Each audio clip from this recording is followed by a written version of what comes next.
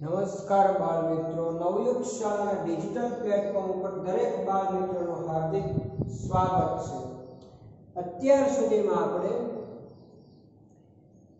આગળના ચેપ્ટરો ગણિત ધોરણ 6 ના આગળના ચેપ્ટરો જોયા, જેમાં આપણે જોયું કે જેમાં સંખ્યા પરિચય છે, પૂર્ણ સંખ્યાઓ છે, એ બધા વિશે મતલબ એ જે માહિતી મેળવી, એ જે ચેપ્ટર આપણે શીખ્યા, એ ચેપ્ટર નામ ગણો તો ગણિતના મેં બે વિભાગ આપણે જે પાઠ્યપુસ્તક આવે છે એને જો વિભાગ પાડવામાં આવે તમારે ઓળખવા હોય તો આગળના જે ચેપ્ટર છે, જો અહીંની આપણે 6થા ધોરણની જ વાત કરીએ છીએ, બીજા કોઈ ધોરણની વાત કરતા નથી, તો એને કઈ રીતે ઓળખી શકાય? તો કે જે આગળના ચેપ્ટર છે એને સંખ્યા પરિચય છે, પછી પૂર્ણ સંખ્યા છે, પછી સંખ્યા સાથે રમત, આવા બધા જે ચેપ્ટર હોય, પછી આગલા ધોરણમાં જઈશું તો એમાંય આવા કંઈક ચેપ્ટર આવશે જ તે, તો આવા બધા જે ચેપ્ટર છે એને તમે આંકડાકીય ગણિત કહેતા કે ન્યુમેરિકલ મેથ્સ અથવા તો આંકડાકીય ગણિત અથવા તો સંખ્યાત્મક ગણિત કહી શકો। જ્યારે પાછળના ચેપ્ટર જે આવે, પાછળના જે પ્રકરણ આવે એને તમે ભૂમિતિ કહેશું। શું કહેશું? ભૂમિતિ। તમને કોઈ કહે કે આજે આપણે ભૂમિતિનું પ્રકરણ ચાલુ, ભૂમિતિમાં આગળ વધવાનું છે, તો ભૂમિતિના પ્રકરણ એટલે શું કે જેમાં તમે પાછલા ધોરણમાં શીખી ગયા હશો, 5મા ધોરણમાં છે, 4થા ધોરણમાં છે, તમારા ગણિત ગમ્મત નામની બુક આવતી, તો ગણિત ગમ્મતમાં શું આવતું ખબર? એમાં ટપકા આપેલા હોય, એના ઉપરથી તમને આકાર બનાવવાનો કે શરૂઆતમાં શું કહેતા ખબર? કે 4 લાઈન વાળો આકાર બનાવો, 3 રેખા વાળો આકાર બનાવો, મતલબ ત્રિકોણ બનાવો, ચતુષ્કોણ બનાવો, લંબચોરસ બનાવો, ચોરસ બનાવતા, એવું બધું શીખ્યા। એમાં તમે ટપકા જોડીને ચોરસ બનાવતા, લંબચોરસ બનાવતા, રેખા બનાવતા, કિરણ પણ બનાવી શકાય। પછી એમાં ત્યાં ધીમે ધીમે રંગોળી બનાવતા શીખ્યા। એમાં તમે વિવિધ ભૌમિતિક આકાર જુદા પાડીને ષષ્ઠકોણ છે, પંચકોણ છે, વર્તુળ છે, વક્ર છે, આવું બધું તમે કરીને એમાં તમે રંગોળી દોરતા શીખ્યા। ટપકા આપેલા હોય એમાં પછી તમે આ બધા આકારોનો ઉપયોગ કરીને રંગોળી દોરતા। તો આજે બધું પછી રંગોળી પછી અત્યારે હાલમાં તમે ન્યૂઝપેપરમાં જો અથવા તો તમારે પણ અમુક બુકમાં આવેલું કે ટપકા કરીને કોઈ પક્ષીનું ચિત્ર છે, કોઈ વ્યક્તિનું ચિત્ર છે, એવું બધું દોરી શકાય। તો આવું બધું જે તમે આકારો દોરતા, લંબચોરસ, ચોરસ, રેખા, રેખાખંડ, પછી બહુકોણ, પછી ચતુષ્કોણ, આવું જે બધું દોરતા, એ બધા જે આકારો જે છે ને ભૌમિતિક આકારો કહેવાય। ભૌમિતિક આકારોનો જેમાં આપણે ઉપયોગ કરતા હોઈએ અને જેમાં એનો ઉપયોગ આવતો હોય એ એટલે કઈ એ જ પ્રકરણો જેમાં એક સાથે બધા પ્રકરણો આવે, બરાબર? આના પછીનું કંઈક પ્રકરણ હોય તો એ રેખા અને ખૂણા હોય, અથવા તો પછી આના પછીનો કોઈ બીજો ખ્યાલ હોય, તો આવું બધું જે છે 7મા ધોરણમાં કદાચ એ ચેપ્ટર આવે છે, તો એ બધો જે ખ્યાલ આપણે મેળવીએ, રેખા છે, ખૂણા છે, પછી રેખાખંડ છે, બિંદુ છે, કિરણ છે, વક્ર છે, ત્રિકોણ, ચતુષ્કોણ, વર્તુળ, આવા બધા જ વસ્તુનો જે આપણે ખ્યાલ મેળવીએ છીએ એ કયા પ્રકરણમાં મેળવીએ છીએ? તો ભૂમિતિના બધા પ્રકરણોમાં મેળવીએ છીએ। તો સૌથી પહેલા આપણે જાણવું આજનું ચેપ્ટરનું નામ શું છે કે ભૂમિતિના પાયાના ખ્યાલો। તો કે ભૂમિતિના પાયામાં શું રહેલું છે એના વિશે આપણે આજે ખ્યાલ મેળવવાનો છે આ પ્રકરણમાં, બરોબર? તો હવે આગળના ધોરણમાં તમારે બધે ભૂમિતિ શબ્દ તમારા મગજમાં તમારે યાદ રાખો, ભૂમિતિનો મતલબ શું થાય। આગળના ધોરણોમાં બધે આ 6થા ધોરણથી ચાલુ કરીને આગળના ધોરણમાં જશો તો એમાં મોટા ભાગે વિભાગો આવશે કે આપણે આજે ભૂમિતિનું આ ચેપ્ટર ચાલુ કરવું છે, આજે આપણે ભૂમિતિનું આ જો ગણિત તમે બુક પાઠ્યપુસ્તક જોશો ને તો એવો કોઈ વર્તાળો તમને દેખાશે ને, માઇનર લિસ્ટ તમને દેખાશે, પરંતુ આવા બધા જે ચેપ્ટર હોય ને ભૂમિતિના ચેપ્ટર કહેવાય। હવે તો આ ભૂમિતિ એટલે શું કે આપણો જે પ્રકરણનું નામ છે ભૂમિતિના પાયાના ખ્યાલો। તો ભૂમિતિ એટલે શું? તો કે ભૂમિતિ જે છે એ બે શબ્દોનો બનેલો છે। આ જે ભૂમિતિ જે છે એ બે શબ્દોનો બનેલો, ભૂ વત્તા મિતિ। ભૂ શબ્દ એટલે શું? તો કે પૃથ્વી, અને મિતિ એટલે માપન। તો પૃથ્વી અને માપન આ બંને ભેગું થાય તો શું બને? તો પૃથ્વીનું માપન। શું કીધું? ભૂમિતિ એટલે ભૂ અને મિતિનો શબ્દ બનેલો છે. તો ભૂ એટલે પૃથ્વી અને મિતિ એટલે માપન. પૃથ્વીનું માપન એટલે ભૂમિતિ. ભૂમિતિ માટે બીજો અંગ્રેજી શબ્દ વપરાય છે જીઓમેટ્રી. શું વપરાય? જીઓમેટ્રી વપરાય છે. તો ખાસ આપણે એ પણ શીખી લઈએ ભૂમિતિને અંગ્રેજીમાં શું કહેવાય? તો કે જીઓમેટ્રી.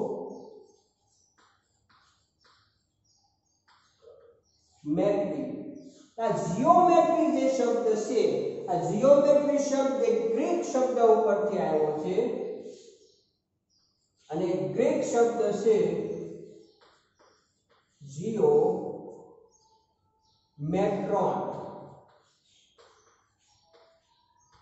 તો જીઓમેટ્રોન જે શબ્દ આવ્યો છે એનો મતલબ શું નીકળે?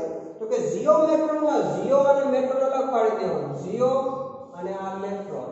તો જીઓ નો અર્થ થાય પૃથ્વી. જીઓ એટલે પૃથ્વી કહેતા કે ભૂ, અને મેટ્રોન એટલે મિતિ એટલે માપન. અહીંયા પણ જીઓ નો અર્થ થાય પૃથ્વી, મેટ્રોન એટલે માપન. કઈ ભાષામાં શબ્દ છે? તો કે ગ્રીક શબ્દ છે. તો ખાસ યાદ રહેશે ગ્રીક ભાષાનો શબ્દ છે જીઓમેટ્રોન. જીઓમેટ્રોન ઉપરથી આપણો ભૂમિતિનો અંગ્રેજી શબ્દ આવ્યો જીઓમેટ્રી. જીઓ એટલે શું? તો કે પૃથ્વી અને મેટ્રોન એટલે માપન. અથવા તો આપણો ગુજરાતી શબ્દ જે છે ભૂમિતિ, ગાણિતિક શબ્દ આપણો ગુજરાતી શબ્દ ભૂમિતિ. તો ભૂમિતિનો મતલબ શું થાય? ભૂ અને મિતિથી ભૂમિતિ બને. ભૂ એટલે પૃથ્વી અને મિતિ એટલે માપન. તો ભૂમિતિ એટલે શું? તો કે પૃથ્વીનું માપન. પણ આ માપન કઈ રીતે? તો કે જુઓ, તમને પહેલું ઉદાહરણ આપું. તમારે જમીન હોય, બરોબર છે, વાડી હોય, ખેતરે જતા હોય, અથવા તો તમારું મકાન હોય, તો એનું માપન, દાખલા તરીકે તમારું મકાન છે, એ તમને કઈ રીતે ખબર પડે કે મારું મકાન એટલું છે ને એથી પછી બીજાનું મકાન ચાલે?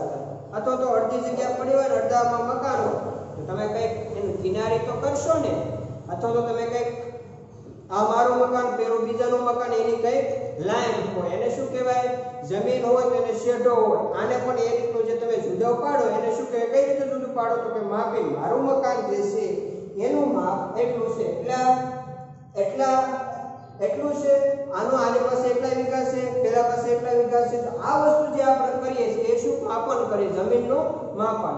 મકાનનું માપન કરીને આપણે ખબર પડે કે ભાઈ આપણું જે છે એટલા સ્ક્વેર ફૂટમાં કે એટલા સ્ક્વેર મીટરમાં મારું મકાન છે. તો ત્યાં તમે શું કરશો? એક કિનારી જેવું કંઈક અથવા તો એ રીતે લાઈનિંગ કરી નાખશો, કાં તો કંઈક જાળી કરી નાખશો.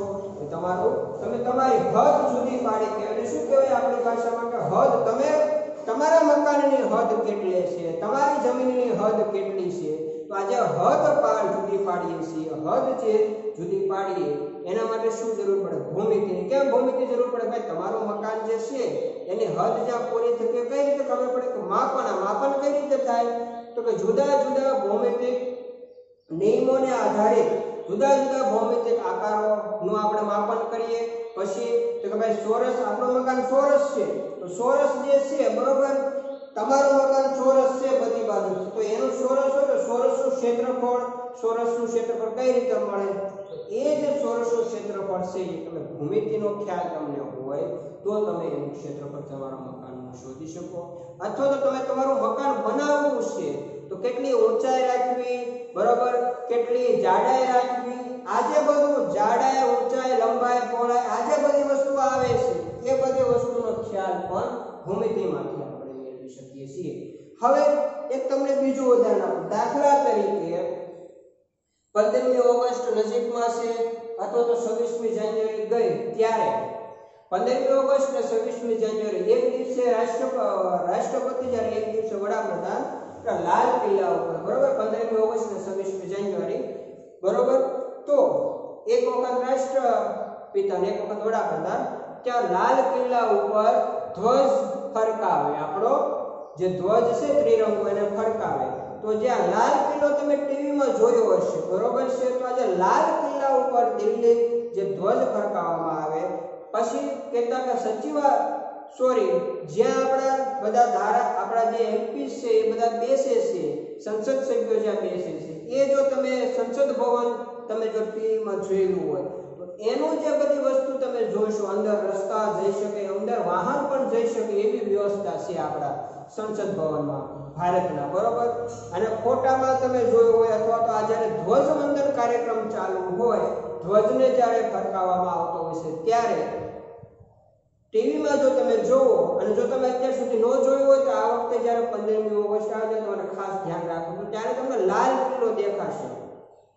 ઘણા વર્ષો પહેલા લાલ કિલ્લાનું બાંધકામ થયેલું છે. તો આજે લાલ કિલ્લો જોવો ને, શું કામ હું તમને કહું છું, લાલ કિલ્લાનું બાંધકામ તમે વિચારો ઘણા સમય પહેલા થયેલું, કઈ રીતે થયું હશે, એનો કંઈક માપ તો લીધું છે ને પહેલા.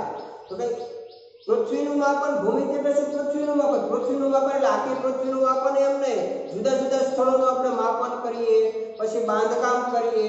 તો આજે બાંધકામ અને સ્થાપત્ય જે છે, લાલ કિલ્લાનું બાંધકામ જે છે એ કઈ રીતે કર્યું હશે, તેમાં તમે ભૂમિતિનો ઉપયોગ કરીને, બરોબર, એ તમે જોશો એનું સ્થાપત્ય, તો તમને ખ્યાલ આવશે કે ઝીણવટ ભર્યું જે પણ કઈ વસ્તુ હોય એ કઈ રીતે થાય, તો એમાં તમારે ભૂમિતિનો ઉપયોગ કરવાનો આવશે. આવા બધા જ ઉદાહરણો. પછી તમે ઘરેથી સ્કૂલે આવતા હો, તો સ્કૂલે જ્યારે આવતા હો ત્યારે તમારી પાસે સ્કેલ હોય, માપપટ્ટી હોય, નાસ્તાનો ડબ્બો હોય, દફતર હોય. તો આની બધી તમારે કિનારી માપવા માટે કે ભાઈ સ્કેલ કવડી મોટી છે કે લંબાઈ અને પહોળાઈ કેટલી છે, બરોબર છે. પછી તો કે જાડી તો સાવ થોડીક જ હોય એટલે એ કદાચ આપણે તે ના માપી શકીએ, લંબાઈ અને પહોળાઈ તો માપી શકીએ. પછી તમારે ઘરેથી આવો નિશાળ, તો તમારી પાસે નાસ્તાનો ડબ્બો હોય, તો નાસ્તાના ડબ્બાની હાઈટ કેટલી છે, પછી ગોળાઈ કેટલી છે, આ બધું જે વસ્તુ જે માપન કરીએ એમાં આપણે ભૂમિતિનો ઉપયોગ કરીએ છીએ. પછી ઘણા બધા તમારી પાસે એવી ડિઝાઇન હોય કે જેમાં કોઈ પણ કાપડ ઉપર કોઈ પણ ડિઝાઇન કરેલી હોય, લંબચોરસ, ષટકોણ, તો આ બધા ભૌમિતિક આકારનું જે ડ્રોઈંગ છે એ પણ ભૂમિતિને આધારી છે. તો ભૂમિતિ અત્ર તત્ર સર્વત્ર તમારે બધે જ ભૂમિતિનો ઉપયોગ આવે. કોઈ પણ વસ્તુ હોય ત્યાં તમે ભૂમિતિનો, તમારું મકાનનું બાંધકામ હોય તો ત્યાં પણ આપણે ભૂમિતિનો ઉપયોગ કરીએ છીએ. તો હવે આગળ વધીએ કે ભૂમિતિના પાયાના ખ્યાલોમાં આગળ વધીએ તો મેં તમને હમણાં જ કીધું એમ કે આગળ વધશું તો ભૂમિતિની શરૂઆત કરીએ એમાં બિંદુ છે, રેખા છે, રેખાખંડ છે, કિરણ છે. તો આ બધાનો ખ્યાલ આપણે પહેલા પ્રારંભિક મેળવવાનો છે. કે બિંદુ કોને કહેવાય, પછી આગળ વધશું તો કે રેખા કોને કહેવાય, અને પછી આગળ વધશું તો કિરણ કોને કહેવાય, રેખાખંડ કોને કહેવાય. પછી હજી આગળ વધીએ વક્ર કોને કહેવાય, ત્રિકોણ કોને કહેવાય, વર્તુળ કોને કહેવાય. તો આ બધું જે છે એ આપણે ભૂમિતિમાં ખ્યાલ મેળવવાનો છે. તો સૌથી પહેલા બિંદુ કોને કહેવાય એના વિશે માહિતી મેળવીએ. બિંદુ એટલે શું? તમે પાછલા ધોરણમાં શીખી ગયા, હમણાં જ તમને વાત કરી કે ટપકા દોડીને તમે કોઈ પણ વસ્તુ બનાવી શકો. તો જુઓ, બિંદુની કોઈ વ્યાખ્યા નથી, એ અવ્યાખ્યાયિત પદ છે. શું કીધું? કે બિંદુ જે છે એ અવ્યાખ્યાયિત પદ છે.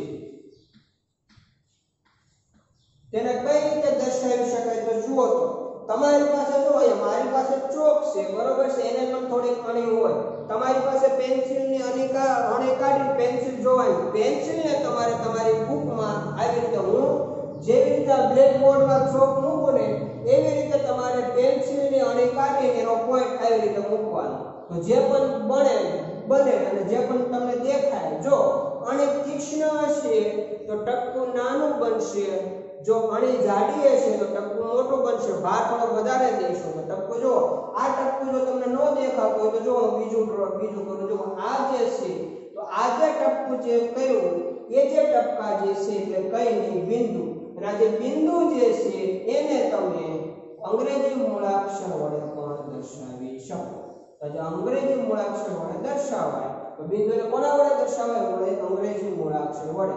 તો અવ્યાખ્યાયિત પદ છે બિંદુ એ. અને તમે જે ટપકા વડે દર્શાવ્યું છે, કારણ શું કીધું? બિંદુને ટપકા, એક ટપકા દ્વારા દર્શાવી શકાય છે. બિંદુ એટલે શું? કે બિંદુ એટલે કઈ ટપકું, અને તેને અંગ્રેજી મૂળાક્ષર વડે દર્શાવી શકાય છે. અને તેને અંગ્રેજી મૂળાક્ષર વડે દર્શાવાય છે. કઈ રીતે? જો આ એ બિંદુ કયું એની સાથે એ બિંદુ કયું એની સાથે બી કઈ રીતે લખાય? તો કે બિંદુ એ તથા બિંદુ બી. આવી રીતે કઈ રીતે બોલાય? બિંદુ એ, આ બિંદુ એ છે તથા આ બિંદુ બી છે. તો ખ્યાલ આવ્યો? બિંદુ એટલે શું? કઈ નહીં, જે તમે ટપકું કરો એ જે ટપકું હોય એને તમે બિંદુ કહેતા હો છો. હવે જો આજે તમે બિંદુ કર્યું, નાનું એવું બરોબર, અહીંયા તો તમને દેખાય એટલે મેં થોડું મોટું કર્યું. તમે તમારી પાસે પરિકર હોય તો પરિકરને પેન્સિલની વડે તમે તમારે કઈ ડ્રો કરો છો, જ્યાં પણ તમે પરિકર મૂકો, બરોબર છે, જે પણ બુક હોય બુકની ઉપર તમે પરિકર મૂકો અને જે પરિકરની નીચે જે પરિકરની જે અણી હોય એ ખૂટે એને શું કહેવાય? તો કે બિંદુ કહેવાય. એવી જ રીતે તીક્ષ્ણ પેન્સિલ તમે લો, પેન્સિલને તમારે પેલામાં મૂકો, અથવા જો તમારા ઘરે સોય હશે તો સોય હોય ને એને તમે પેજ ઉપર મૂકો અને ત્યાં જે સેજ પેલું ખાડા જેવું દેખાશે એ જે ખાડો એટલે શું? બિંદુ. કઈ નહીં, તીક્ષ્ણ જે આપણી પાસે હોય વસ્તુ, બરોબર, અણી ટાઈપ હોય, તમારી પાસે સોય હોય, બરોબર, સાંધવા માટેની સોય, સોયને તમે પેજ ઉપર આવી રીતે મૂકો, બરોબર, તો સોયની જે સોય પડશે ત્યાં તમને સેજ ટપકા જેવું દેખાશે. આ જે રીતે મેં ટપકા ડ્રો કર્યા એવા ટપકા દેખાશે. આ ટપકું જે કર્યું એ જ બિંદુ. હવે બિંદુને જુઓ તો આવું તમે ટપકું કરો, સીધું આમ કરીને, બરોબર, આમ કરી નાખો તો ત્યાં તમને જુઓ તો સેજ નાનું એવું, સાવ નાનું હોય ટપકું, બરોબર, તો સાવ બિંદુની સાઈઝ સાવ નાની. તો તમે કહી શકશો ભાઈ એને જાડાઈ, પહોળાઈ, લંબાઈ કઈ છે? આ તમારે માપી તમે માપી શકો. ભાઈ આવું હાવ આમ ટપકું કરી દીધું તો આને તમે જાડાઈ, પહોળાઈ કઈ રીતે નક્કી કરી શકો? તો બિંદુને શું કીધું? બિંદુને જાડાઈ, લંબાઈ કે પહોળાઈ હોતી નથી. તો ખાસ ખ્યાલ આવ્યો દરેક બાળ મિત્રોને કે બિંદુ કોને કહેવાય? તો કે જે આપણે ટપકું કરીએ છીએ એને આપણે બિંદુ કહીએ છીએ. તો ખાસ દરેક બાળ મિત્રોએ યાદ રાખવાનું કે બિંદુ છે એની કોઈ વ્યાખ્યા નથી. બિંદુને આપણે અવ્યાખ્યાયિત કહીશું. બિંદુ જે છે અવ્યાખ્યાયિત પદ છે. અને જે આપણે પેન્સિલ કે પેનથી જે પણ આપણે ટપકા કરતા હોઈએ તેને જે આપણે દર્શાવીએ છીએ એને આપણે બિંદુ કહીશું. ખાસ બધાને યાદ રહેશે કે કઈ રીતે બિંદુ દર્શાવી શકાય. પછી બિંદુને જાડાઈ, લંબાઈ કે પહોળાઈ હોતી નથી. ખાસ જો બોર્ડની સાઈડમાં જતો રહો એનો મતલબ શું કે તમારે વ્યવસ્થિત લખી લેવાનું છે, બરોબર છે.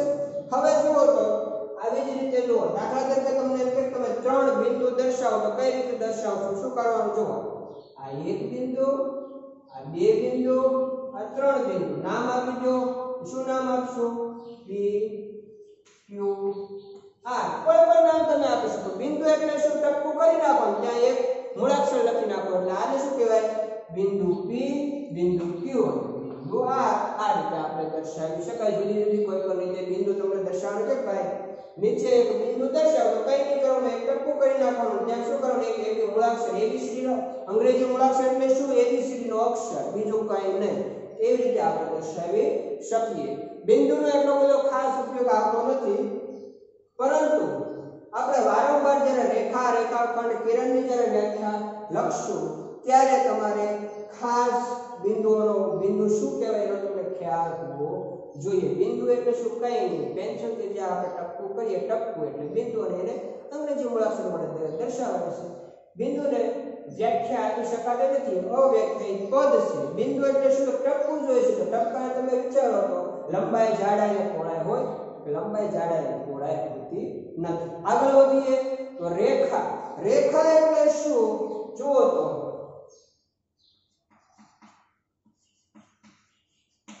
રેખા. તો રેખા જે છે, રેખાની વ્યાખ્યા આપણે ખાસ સમજી લઈએ. તો એવું લાગે તો જુઓ, ખાસ તમે એટલું લખી લેજો. રેખાની વ્યાખ્યા હું થોડી ઉપર લખી નાખું છું. જુઓ, વચ્ચે વિડિયો સ્ટોપ કરીને દરેક બિંદુની વ્યાખ્યા લખી લેવાની છે. સોરી, બિંદુની વ્યાખ્યા નહીં પણ બિંદુ વિશે જે પણ પોઈન્ટ લખાવ્યા છે એ પોઈન્ટ તમારે લખી લેવાના, જેથી કરીને તમને યાદ રહી જાય. હવે આગળ વધીએ તો કે રેખા કોને કહેવાય? પહેલા આપણે પ્રારંભિક ખ્યાલ મેળવી લઈએ કે ભાઈ બિંદુ કોને કહેવાય, રેખા કોને કહેવાય, રેખાખંડ કોને કહેવાય, કિરણ કોને કહેવાય, બરાબર છે। એના પછી આગળ વધીએ બીજા ટોપિકમાં। તો રેખા, હવે જુઓ રેખા વિશે તમને થોડો ઘણો તો પાછલા ધોરણમાં ખ્યાલ હશે જ, તે છતાં આપણે રેખા વિશે ખ્યાલ મેળવી લઈએ। જુઓ આ રેખા એટલે કોઈ છોકરીનું નામ નથી, બરાબર। તમે રેખા બોલો ને તમને તમારી કોઈ છોકરી હોય, બરાબર છે, અહીંયા કોઈ બહેનો બેઠા હોય તો બહેનોને એમ થાય કે મારી બેનપણીનું નામ હશે, તો બેનપણીનું નામ નહીં, તમારા ક્લાસરૂમમાં કદાચ કોઈ રેખા ભણતી હોય તો એ રેખાનું નામ નથી, આ ભૌમિતિક આકાર, ભૂમિતિમાં જે રેખાનો ઉપયોગ કરીએ છીએ એના વિશે માહિતી છે। જુઓ તો રેખા એટલે શું? અનંત સુધી વિસ્તરેલા, અનંત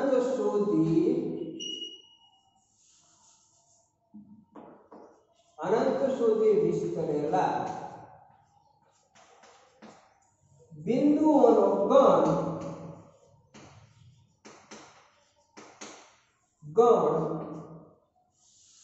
બિંદુઓનો ગણ, પણ કેવા બિંદુઓ કે ઓછામાં ઓછા કેટલા બિંદુઓનો ગણ કરો, પણ કેટલા બિંદુઓનો? જો પહેલા આપણે ગણ લખીએ બિંદુઓનો ગણ, પણ કેટલા બિંદુઓનો? કે ઓછામાં ઓછા 2,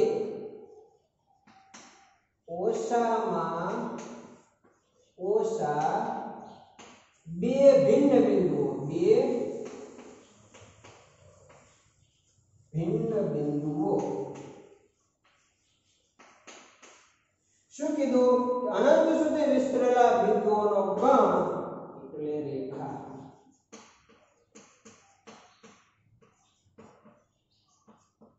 ખાસ જુઓ રેખા હોય, બિંદુ હોય, કિરણ હોય, એમાં ખાસ તમારે જે પણ હું લખાવું ને, જો આવી રેખાની જે આ મેં તમને લખાયું રેખા કોને કહેવાય, આવી વ્યાખ્યા તમારે પાઠ્યપુસ્તકમાં ક્યાંય જોવા મળશે નહીં, પરંતુ આપણે સમજવા માટે આપણે વ્યાખ્યા લખવાની છે। શું કીધું? કે અનંત સુધી વિસ્તરેલા બિંદુઓનો ગણ, પણ કેવા બિંદુઓનો ગણ? તો કે ઓછામાં ઓછા 2 ભિન્ન બિંદુઓ। હવે ઓછામાં ઓછા અને વધારેમાં વધારે એટલે શું? પહેલા તો એ સમજવું પડશે, વ્યાખ્યા ગણિત બાદ રહેવા દઈએ કે ભાઈ આ શબ્દ શું કહેવા માંગે છે। ઓછામાં ઓછા, વધારેમાં વધારે, આવા શબ્દ તમારા વારંવાર ઉપયોગ આવશે। તો ઓછામાં ઓછા 2 એટલે શું? તો કે ઓછામાં ઓછા 2,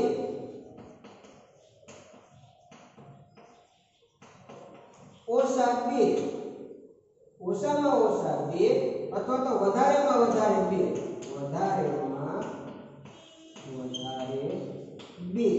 આનો મતલબ શું નીકળે? કે ઓછામાં ઓછા 2 એટલે શું? કે ઓછા 2, 1, 2, 3, 4, 5 આવા કોઈ વસ્તુ, કોઈ સંખ્યા લેવાની હોય એમાં તમને કે ઓછામાં ઓછા 2 જ જોઈએ છે મારે, તો ઓછામાં ઓછા એટલે કે 2 થી ઓછા જોઈતા નથી। શું કીધું? ઓછામાં ઓછા 2 એટલે શું? કે 2 થી ઓછા મારે જોઈશે નહીં, 2 તો જોઈએ જ, 2 થી ઓછા ન જોઈએ। 2 થી વધારે તમે આપો તો ચાલશે, 2 થી વધારે હોય તો ચાલે, 2 થી 3, 4, 5, 6, 7 એમ હોય તો ચાલે। ઓછામાં ઓછા એટલે નીચેની બાઉન્ડ્રી, ઓછામાં એટલે ઓછીમાં ઓછી વસ્તુ કઈ? ઓછામાં ઓછા 2 બિંદુ, તો કે ઓછામાં ઓછા તમારે 2 બિંદુઓ તો અમારે હોવા જ જોઈએ રેખા બનાવવા માટે। શું કીધું? કે રેખાને નિર્ધારિત કરવા માટે 2 બિંદુઓ ઓછામાં ઓછા હોય, પછી વધારે હોય તો ચાલે, વધારે તો શું કીધું? અનંત સુધી વિસ્તરેલા બિંદુઓનો ગણ, એટલે અનંત સુધી જેટલા પણ બિંદુઓ હોય એટલા ચાલે, પણ ઓછા કેટલા હોવા જોઈએ? 2 તો હોવા જ જોઈએ। તો જ્યાં ઓછા તરફ, ઓછામાં નાનામાં નાની વસ્તુની જે બાઉન્ડ્રી આપણે હદ બાંધીએ છીએ તેને ઓછામાં ઓછું કહેવાય। હવે વધારેમાં વધારે એટલે શું? 2 એટલે શું? કે 2 થી વધારે તમે કહી શકો નહીં, 2 થી ઓછા ગમે તેટલા, 2, 1, 0, -1, -2, -3 એમ ચાલે, પરંતુ 2 થી વધારે નહીં, 2 થી 1 પણ વધારે નહીં, 2 થી 3 પણ નહીં। તો વધારેમાં વધારે ઓછામાં ઓછો ખ્યાલ શું? કે ઓછામાં ઓછા 2 એટલે 2 થી ઓછા હોઈ શકે નહીં, ફરજિયાત 2 તો હોવા જોઈએ, 2 થી વધારે હોય તો ચાલે। તો ખાસ હજી વ્યવસ્થિત કહું છું, ઓછામાં ઓછા 2 એટલે શું? તો કે ઓછામાં ઓછા 2 એટલે કે 2 થી ઓછા નહીં। શું કીધું? 2 થી ઓછા નહીં, 2 અથવા તો 2 થી વધારે ચાલે, પણ 2 થી ઓછા તો જરીએ ચાલે નહીં, એને ઓછામાં ઓછા 2 કહેવાય. વધારેમાં વધારે 2 એટલે કેટલા? કે વધારેમાં વધારે 2 એટલે શું? કે વધારેમાં વધારે 2, 2 થી વધારે ન ચાલે. શું કીધું? 2 થી ઉપર ન ચાલે. મેક્સિમમ અને મિનિમમ આપણે અંગ્રેજીમાં બોલते તો એ જ છે. 2 થી વધારે ચાલે. વધારેમાં વધારે 2 એટલે બસ 2 સુધી વધારેમાં વધારે એટલે 2 જ છે. 2 થી વધારે નહીં. પછી 2 થી ઓછા ગમે તેટલા ચાલે, 1 ચાલે, 0 ચાલે, પરંતુ 2 થી વધારેમાં વધારે 2 એટલે મેક્સિમમ વધારેમાં વધે 2 સુધી તમે જઈ શકો. 2 થી ઉપરની મૂલ્ય લઈ શકો નહીં. ઓછામાં ઓછા 2 એટલે 2 થી નીચેનું મૂલ્ય ના લઈ શકો. 2 થી ઉપર ગમે તેટલા લઈ શકો, પરંતુ 2 થી નીચે લઈ શકો નહીં. તો ખાસ ઓછામાં ઓછા વધારેમાં વધારે ખ્યાલ આવી ગયો. હવે એ શું કહેવામાં આવે છે? ઓછામાં ઓછા 2 ભિન્ન બિંદુઓ એટલે તો કે 2 ભિન્ન બિંદુઓથી જ રેખા નિર્ધારિત થાય એવું આપણે કહેતા હોઈએ છીએ. તો કે 2 ભિન્ન બિંદુઓ હોવા જોઈએ. 2 થી વધારે હોય તો ચાલે, પરંતુ 2 થી ઓછા એટલે કે એક બિંદુ હોય તો એક બિંદુથી રેખા નિર્ધારિત થાય નહીં. તો ખાસ તમને ખ્યાલ આવી ગયો કે ભાઈ ઓછામાં ઓછા 2 ભિન્ન બિંદુ એટલે શું? કે ભાઈ 2 થી ઓછા ભિન્ન બિંદુઓથી રેખા ન નિર્ધારિત થાય તો 2 અથવા તો 2 થી વધારે હોય. ઓછામાં ઓછા 2 તો બિંદુ હોવા જ જોઈએ રેખા નિર્ધારિત કરવા માટે. હવે આગળ વધીએ કે ભાઈ અનંત સુધી વિસ્તરેલા બિંદુઓનો ગણ એટલે રેખા. તો કઈ રીતે રેખા ડ્રો કરી શકાય? જુઓ તો આ જે છે એની ઉપર 2 બિંદુ છે, 1 અને 2.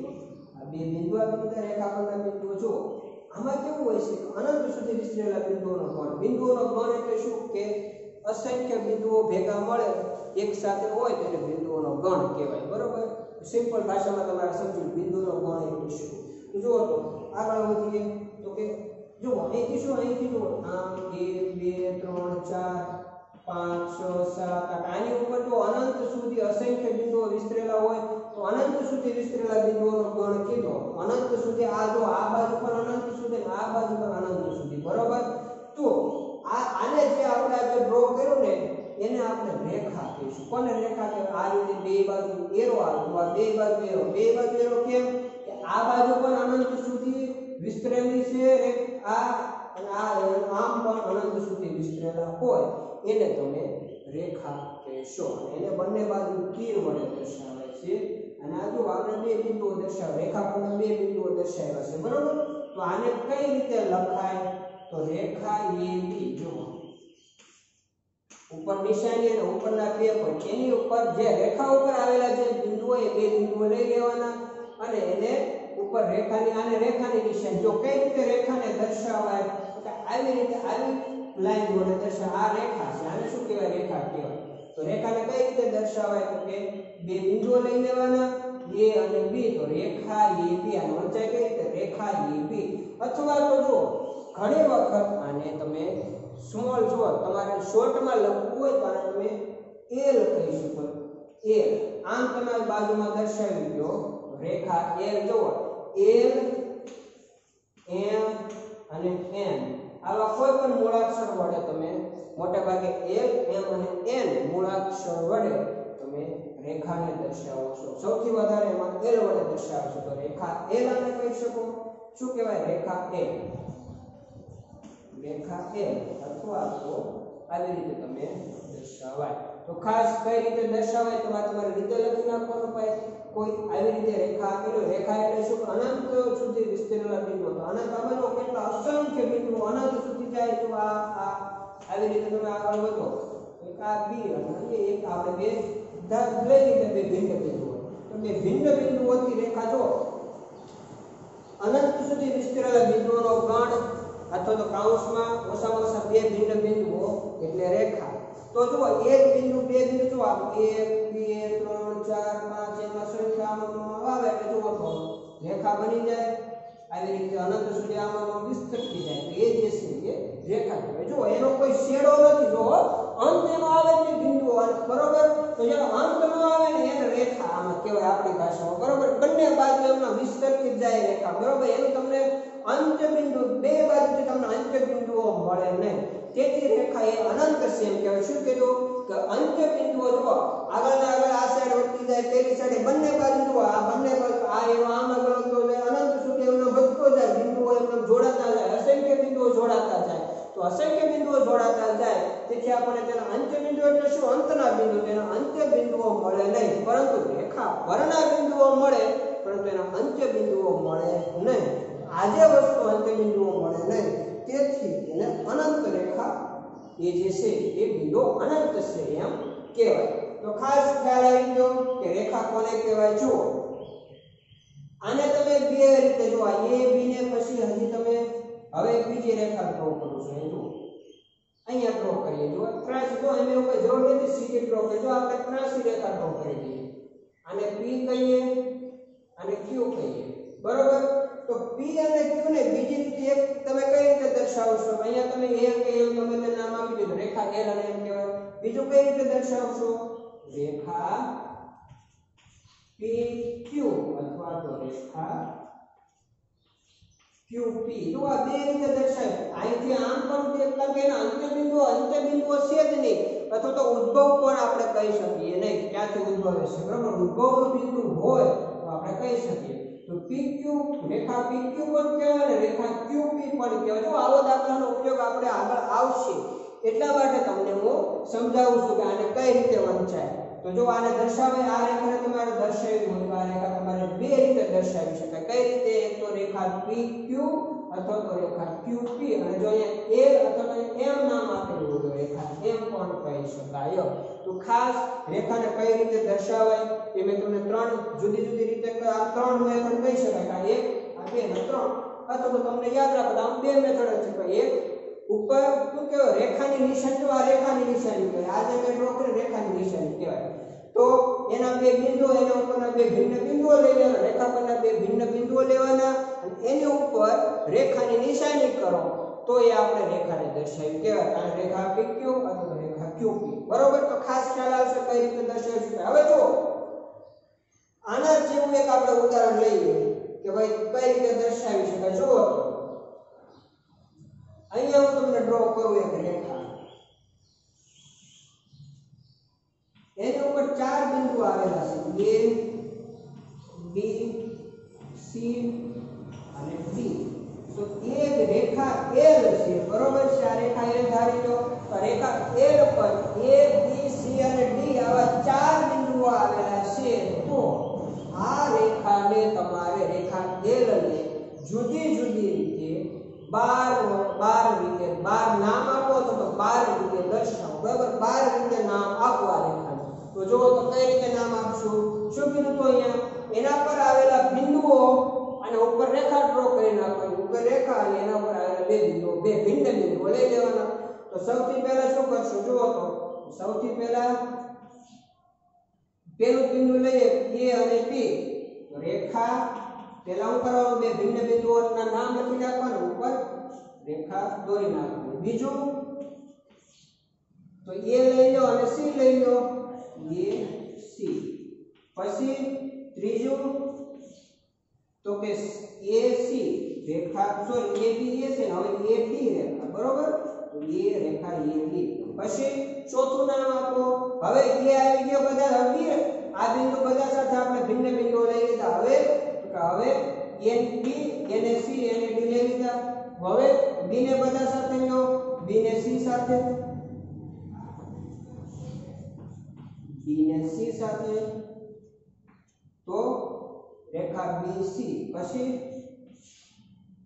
B ને D સાથે લો B D હવે છઠ્ઠું લેવાનું છે કે ભાઈ B આવી ગયા બરોબર હવે C તો C ને એક સાથે લેવાના D તો આમ જઈએ છે C D કેટલા નામ થયા તો કે 6 વખત 6 જુદી જુદી રીતે આપણે રેખા દર્શાવી આપણને શું કીધું છે કે ભાઈ 12 રીતે તમારે 12 નામ આ રેખાના તમારે 12 નામ લખવાના છે તો 12 નામ કઈ રીતે લખશો જુઓ તો 12 નામ લખવા માટે તમારે શું કરવાનું તો કે હવે જુઓ હવે મેં તમને શું કીધું જે રીતે આમ તમે રેખા PQ દર્શાવી એને તમે QP પણ દર્શાવી શકો એને પણ તમે રેખા જ કહેવાય તો હવે શું કરવાનું કે હવે તમારે રેખા AB રેખા AC રેખા AD રેખા BC રેખા BD અને રેખા CD આને તમારે શું કરવાનું ઉલટાવી નાખવાનું એટલે સાતમું શું આવશે જો હું એક લખું છું અહીંયા સાતમું શું આવશે તો કે સાતમું આવશે રેખા BA ઉલટાવીને કે BA ઉપર રેખા અને જે ભિન્ન બિંદુઓ રેખાખંડના બિંદુઓ છે એને આપણે તમારે ક્રોસ કરી નાખવાના. એવી રીતે આઠમું નામ શું આવશે રેખા CA. પહેલા એક ભિન્ન બિંદુ લઈ લો પછી એક જ સાઈડના બધા બિંદુઓ લેતા જવાના રેખા બનાવતી જવાનું પછી એની વિરોધની સાઈડ બંને સાઈડ વિસ્તરણ થાય છે રેખાનું તો પછી વિરોધની સાઈડ BA પછી CB CA DC DB DA. તો આવા તો અમે 8 સુધી તમને લખી દીધા છે. હવે 9 10 11 ને 12 ચાર નામ તો આના ખાલી તમારે ઉલટાવીને લખવાના છે. તો એ તમારે ચાર નામ જાતે રેખાને કઈ રીતે બીજી ચાર રીતે દર્શાવી શકાય બીજા ચાર રીત એ તમારે બીજી ચાર રીતે તમારે જાતે દર્શાવવાની છે. અને નીચે આ વિડિયોની નીચે કોમેન્ટ બોક્સમાં એ ચાર રીતે દર્શાવીને 9મી 10મી 11મી 12મી વખત 12મી રીતે દર્શાવીને તમારે કોમેન્ટ બોક્સમાં કોમેન્ટ જવાબ બધા ચારે ચાર કોમેન્ટ લખવાની છે. જેને પણ આવડે એને કોમેન્ટ લખવાની છે જેથી કરીને મને ખબર પડે કોને આવ્યું અને કોને નથી આવ્યું. તો ખાસ રેખા એટલે શું અનંત સુધી વિસ્તરેલા બિંદુઓનો ગણ એટલે રેખા. બીજી ભાષામાં કહીએ તો કે બે ભિન્ન બિંદુઓ રેખા નિર્ધારિત કરે છે. આ જે લખ્યું છે એનો મતલબ શું આવે કે બે ભિન્ન બિંદુઓ રેખાઓ નિર્ધારિત કરે છે. આગળ વધીએ. ખાસ જો વચ્ચે વિડિયો સ્ટોપ કરીને આ દાખલો મેં પ્રશ્ન પૂછો તો ને કઈ રીતે મેં કીધું તો ભાઈ ઉલટાવી નાખો એને હવે ઉલટાવશો એટલે બીજા 6 અને 10 ને 12 રીતે તમે આ જે રેખાને છે 12 નામ તમે દર્શાવી શકશો 12 રીતે. બરોબર. આગળ વધીએ કે રેખાને બીજા બે પ્રકાર છે. એક છેદતી રેખાઓ અને એક સમાંતર રેખાઓ. તો છેદતી રેખાઓ એટલે શું તો કે બે ભિન્ન રેખાઓ. જો હવે આગળ વધીએ. છેદતી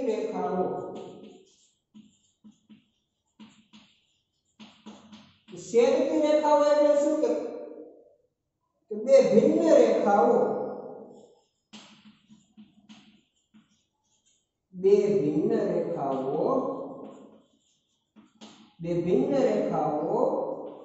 કોઈ એક બિંદુએ મળે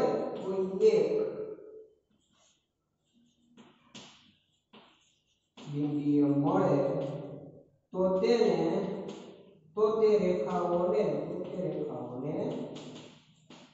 છેદતી રેખાઓ કહેવાય. શું કહેવાય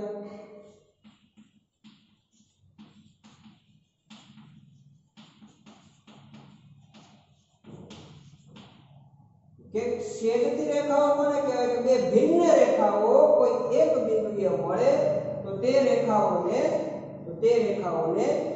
છેદતી રેખાઓ કહેવાય. કોઈ એક બિંદુએ મળે બે ભિન્ન રેખાઓ કોઈ એક બિંદુએ મળે તો તે રેખાઓને છેદતી રેખા. કઈ રીતે જુઓ તો દાખલા તરીકે આ એક રેખા છે એને હું L1 નામ આપું છું અને બીજી રેખા જે છે L2 નામ. L1 રેખા અને L2 રેખા એક જ બિંદુ અહીંયા P નામ આપી દો તો આ P બિંદુએ એકબીજાને મળે છે. જો આ રેખા અહીંથી આવે આ રેખા આમ જાય છે બરોબર આમ જાય છે ને આમ જાય છે. આ એક રેખા અહીંથી પસાર થઈ P પાસેથી અને બીજી રેખા પણ P પાસેથી પસાર થઈ તો તે P પાસે એક જ બિંદુએ રેખાઓ મળે છે. તો આ બે રેખાઓને શું કહેવાય છેદતી રેખાઓ કહેવાય.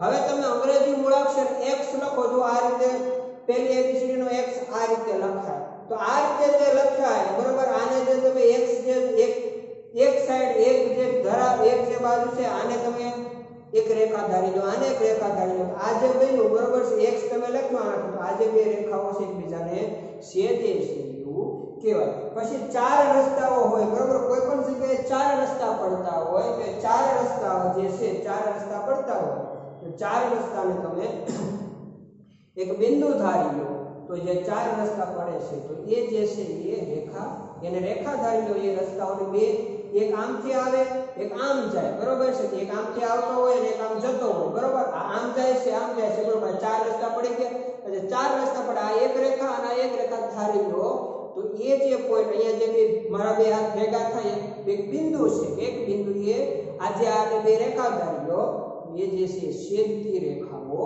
કહેવાય। તો ખાસ છેદતી રેખાઓ કોને કહેવાય? તો કે બે ભિન્ન રેખાઓ કેવી કે બે અલગ અલગ રેખાઓ, ભિન્ન એટલે બે અલગ અલગ, આ L1 અને L2 બંને અલગ અલગ રેખા છે, એ એક બિંદુએ મળતી હોય, ભેગી થતી હોય, બરોબર, પછી ભલે આગળ જતી રહે, પરંતુ એક બિંદુએ એક વખત મળે ખરી, તો કોઈ પણ એક બિંદુએ એક વખત મળે તો એને છેદતી રેખાઓ કહેવાય। આગળ વધીએ તો સમાંતર રેખાઓ, છેદતી રેખાઓ અને સમાંતર રેખાઓ।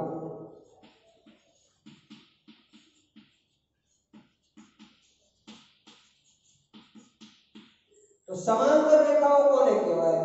તો કે સમાંતર રેખાઓ એટલે શું કે બે રેખાઓ એકબીજાને મળે નહીં, કોઈ પણ બે રેખાઓ, કોઈ પણ બે અથવા તો બે કરતા બે રેખાઓ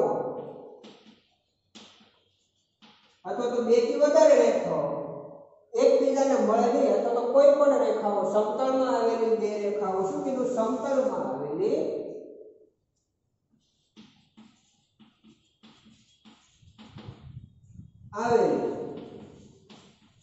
બે રેખાઓ એકબીજાને મળે નહીં,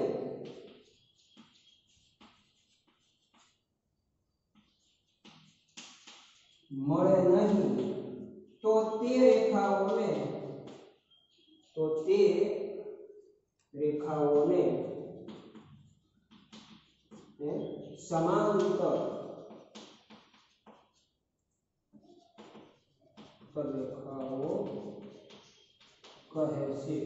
જુઓ તો કઈ રીતે આપણે દર્શાવશું કે બે રેખાઓ છે સમતલમાં આવેલી બે રેખાઓ। સમતલ એટલે શું? ભાઈ દાખલા તરીકે આપણા બોર્ડ હોય જેના ઉપર આપણે વર્ક કરતા હોય, બરોબર, કે જ્યાંથી રેખાઓ પસાર થતી હોય એવું એક ચોરસ પાટ જેવો અત્યારે ધારી લો, બરોબર। સમતલ વિશે આપણે આગલા ધોરણમાં વિસ્તૃત માહિતી મેળવશું। તો શું કરે, જ્યાં આપણે દોરીએ છીએ એમાં આવેલી બે રેખાઓ એકબીજાને મળે નહીં તો તે રેખાઓને સમાંતર રેખાઓ કહેવાય। જેમ કે માપપટ્ટી હોય તમારી, બરોબર, માપપટ્ટી હોય અથવા તો જો આ જે ડસ્ટર છે, ડસ્ટરની આ લાઈન અને ડસ્ટરની આ લાઈન, નીચેની લાઈન જુઓ તો ડસ્ટરની આ લાઈન અને ડસ્ટરની આ લાઈન બંને એકબીજાને કોઈ દિવસ મળશે, આને ગમે તેટલી આમ લંબાવો, ઉપરની જે આ લાઈન છે, બરોબર, આ જો આ ઉપરની આ જે લાઈન છે ગમે તેટલી આગળ લંબાવો, પછી આને ગમે તેટલી આગળ લંબાવો, તો પણ એ બંને જે લાઈન બહારની જે બંને કિનારી છે, આ બંને કિનારી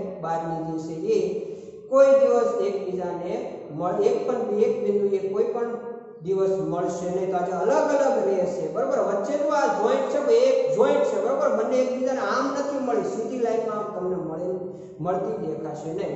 અહીંયા એક બિંદુએ અહીંયા જેમ લાઈન મળી એ રીતે આજે બે કિનારી છે એકબીજાને મળતી હોય નહીં, તો આજે ઉદાહરણ જે છે એને કેવું? સમાંતર રેખાઓ કહેવાય।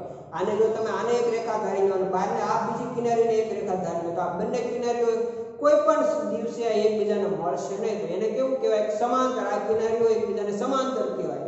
તો એવી જ રીતે રેલવે લાઈન પણ સમાંતર, પછી બારી હોય, બારીના સળિયા હોય સીધા, બરોબર, એવી બારી, એ રીતની બારી હોય, તો જુઓ તો આ રીતે, બરોબર, અહીંયા આ રીતનું હોય, તો આ જે બારી છે, બરોબર છે, એના સળિયા જો આમ આમ આમ આમ હોય, આ જે બધા સળિયા છે એ એકબીજાને સમાંતર છે એમ કહેવાય, તો એને લાઈન ધારે તો સમાંતર લાઈન છે એમ કહેવાય। તો જો દાખલા તરીકે બે લાઈન સમાંતર એટલે કઈ રીતે હોય? જો આ એક લાઈન અને આ બે લાઈન આમ પણ હોય, અથવા કઈ રીતે હોય? જો આમ પણ હોય, તો આ બંને લાઈન પર એકબીજાને મળશે નહીં, બરોબર। તો આ જે લાઈન દોરી, બરોબર, આને L1 અને L2, આને AB, આને AB નામ આપી દો, આને PQ નામ આપી દો, તો એ રેખા L1 અને L2 એકબીજાને આજે આપણે દોરી રેખા, અને પછી આ પણ જે દોરી, જો આ આમ ગમે આમ એમ જ્યાં આમ જશે, પછી આ પાછળની સાઈડ આમ જશે, પણ એકબીજાને કોઈ દિવસ ભેગી નહીં થાય। આ જે રેખા છે એ આમ બંને જશે સીધે આમ પણ અનંત સુધી જશે, પરંતુ બંને એકબીજાને મળશે નહીં, તો એકબીજાને મળે નહીં તેવી રેખાઓને કેવી રેખા કહેવાય? સમાંતર રેખાઓ કહેવાય। દર્શાવાય કઈ રીતે? તો કે L1 સમાંતર, બે જો સીધી લાઈન કરવાની, L2 તથા રેખા AB સમાંતર રેખા PQ। તો તમે આ રેખા સમાંતર રેખાઓને તમે જો આડા ઊભા બે પેલા જે ઊભી બે લાઈન કરીને ઊભા બે લીટા કરીને દર્શાવાય છે। તો સમાંતર રેખાઓ કોને કહેવાય, છેદતી રેખાઓ કોને કહેવાય અને રેખા કોને કહેવાય એના વિશે આજે આપણે ખ્યાલ મેળવ્યો। તો ખાસ ભૂમિતિ એટલે શું, તો કે ભૂ એટલે પૃથ્વી અને મિતિ એટલે માપન। પછી આપણે બિંદુ વિશે ખ્યાલ મેળવ્યો। ભૂમિતિ એટલે શું, તો જુદા જુદા ભૌમિતિક આકારો જે છે એના વિશે આપણે જે માહિતી મેળવીએ ખ્યાલ મેળવીએ એને આપણે ભૂમિતિ કહીએ છીએ। ઘણા બધા જે પ્રાચીન તળાવો છે, મંદિરો છે, આ બધાનું જે સ્થાપત્ય કળા જે છે એનું જે આપણે વ્યવસ્થિત માપન ત્યારે જે તે સમયે એનું સ્થાપત્ય બન્યું ત્યારે આપણે જે માપન કર્યું હોય તે બધા માપન એના બધાનું સ્થાપિત કરવા માટે જે પણ વસ્તુનો આપણે ઉપયોગ કરીએ જે રીતે બનાવીએ એને આપણે ભૂમિતિ કહીએ છીએ। પછી બિંદુ વિશે ખ્યાલ મેળવ્યો। બિંદુ એટલે શું, ટપકું, બીજું કંઈ નહીં, બરોબર છે, એને વ્યાખ્યા નથી, અવ્યાખ્યાયિત પદ છે। બિંદુને કઈ રીતે દર્શાવી શકાય એના વિશે માહિતી મેળવી। પછી આગળ વધ્યા તો રેખા, અનંત સુધી વિસ્તરેલા બિંદુઓનો ગણ એટલે રેખા। બે બિંદુઓથી રેખા નિર્ધારિત થાય, ઓછામાં ઓછા બે ભિન્ન બિંદુઓ એમાં હોવા જોઈએ। રેખા લખવા માટે તો રેખાને નિર્ધારિત કરવા માટે ઓછામાં ઓછા બે બિંદુઓ ખાસ હોવા જોઈએ। વ્યાખ્યા ખાસ દરેક મહાવરો રાખજો। જુઓ, રેખાની વ્યાખ્યા ખાસ આપણે કઈ પૂછાતી નથી, બરોબર છે, પણ રેખાની વ્યાખ્યા મેં તમને શા માટે લખાવી કે જેથી કરીને તમને ખાસ ખ્યાલ આવે રેખા ખરેખર કહેવાય કોને, બરોબર। તમે ભૂલી જાવ તો સમજી લેવાનું। રેખાને કઈ રીતે દર્શાવાય, તો કે બંને સાઈડ એરા દ્વારા દર્શાવાય છે। એના પર રહેલા બે બિંદુઓ લઈ લેવાના, A અને B, તો અથવા તો A, M અથવા તો N એવા સ્મોલ એટલે અક્ષરો વડે પણ દર્શાવી શકાય છે। રેખા AB લખવો તો કઈ રીતે લખાય, એ પણ જો આને રેખા AB વંચાય, અને વંચાય રેખા AB અથવા તો રેખા આ રેખાને દર્શાવી તો આ રીતે દર્શાવી શકાય અથવા તો રેખા A એવી રીતે આપણે દર્શાવીએ છીએ। પછી ખ્યાલ લેવો, છેદતી રેખાઓ કોને કહેવાય, તો કે બે ભિન્ન રેખાઓ કોઈ એક બિંદુએ મળે તો તે રેખાઓને છેદતી રેખાઓ કહેવાય। સમાંતર રેખાઓ સમતલમાં આવેલી બે રેખાઓ એકબીજાને મળે નહીં તો તે રેખાઓને સમાંતર રેખાઓ કહેવાય। સમાંતર રેખાઓને કઈ રીતે દર્શાવાય, તો કે બે ઊભા લીટા વડે આપણે બે રેખાઓને સમાંતર રેખાઓને દર્શાવી શકીએ। છેદતી રેખાઓ કઈ રીતે બને એ તમને ખ્યાલ આવ્યો। સમાંતર રેખાઓ કઈ રીતે હોય, તમારે ખાસ બારીના સળિયા યાદ રાખી લો, સીધે સીધા હોય તો એ જે વસ્તુ છે એ જે છે એ સમાંતર રેખાઓ છે। પછી આવી રીતે તમે કોઈ પણ વસ્તુ ચાર રસ્તા યાદ રાખી લો તો એકબીજાને ક્રોસ કરે તો આ જે વસ્તુ એકબીજાને ક્રોસ કરતી હોય, એક બિંદુએ ભેગી થતી હોય, અને જો P બિંદુએ ભેગી થાય તો એક બિંદુએ ભેગી થતી હોય તેવી રેખાઓને છેદતી રેખાઓ કહેવાય। તો બંને વચ્ચે શું ડિફરન્સ છે એ તમારે ખાસ ધ્યાન રાખી લેવાનું।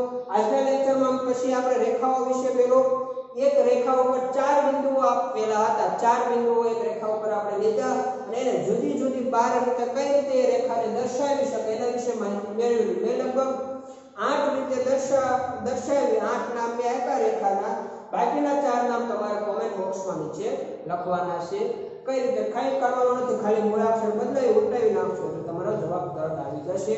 તો ખાસ આજે ભૂમિતિના પાયાના ખ્યાલો પહેલો તાસ એટલે સુધી રાખીએ છીએ। આવતા લેક્ચરમાં ફરી નવા કોઈ ટોપિક સાથે મળશું, ત્યાં સુધી જય હિન્દ, અસ્તુ।